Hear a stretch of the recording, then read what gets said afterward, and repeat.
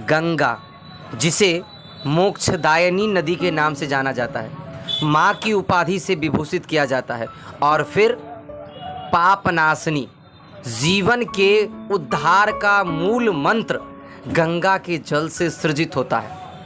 और पुराणों की मान्यता के अनुसार राजा सगड़ के 60,000 पुत्रों को मुक्ति के लिए ऋषियों की तपस्या से गंगा को इस पृथ्वी पर लाया गया।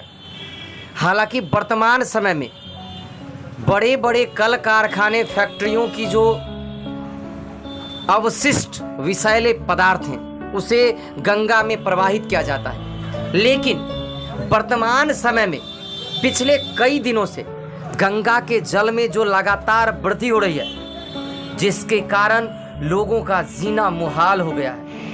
लगातार बढ़ती हुई जलस्तर के कारण आज आपके सामने जो दृश्य है वो दृश्य बेगूसराय जिला का चिर परिचित स्थान सिमरिया गंगा घाट का है। और इस सिमरिया गंगा घाट के पास का जो नज़ारा है, इसको देख करके बखूबी आप इस बात का अंदाज़ा लगा सकते हैं, इस दृश्य का अंदाज़ा लगा सकते हैं कि गंगा जल नदी में कितना अधिक बढ़ गया, गंगा की नदियों में जल स्तर कितना अधिक बढ़ गया।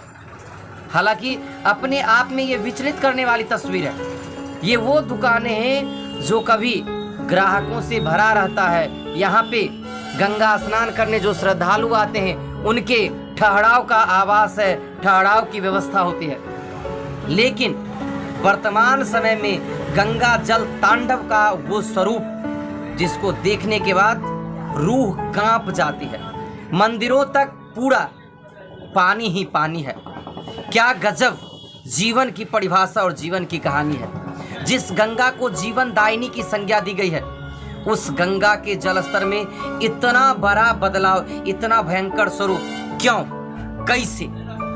हालांकि आत्ममंथन का बहुत बड़ा विषय है, क्योंकि वर्तमान समय में लगातार प्रकृति के द्वारा नई नई चेतना, नई नई चेतावनी, नए नए संदेश, नया नया उपहास, नई नई कहानी रोज देखने को मिल रहा है। और इसी के क्रम में हम कह सकते हैं यह भी एक विकराल स्वरूप अपने आप को विचलित करने वाला है, डराने वाला है। हालांकि एक बात जरूर है कि जिन लोगों का गांव गंगा नदी के किनारे है वो हमेशा चौकन्ने रहें, अफवाहों से बच के रहें और अपने को सुरक्षित रखें।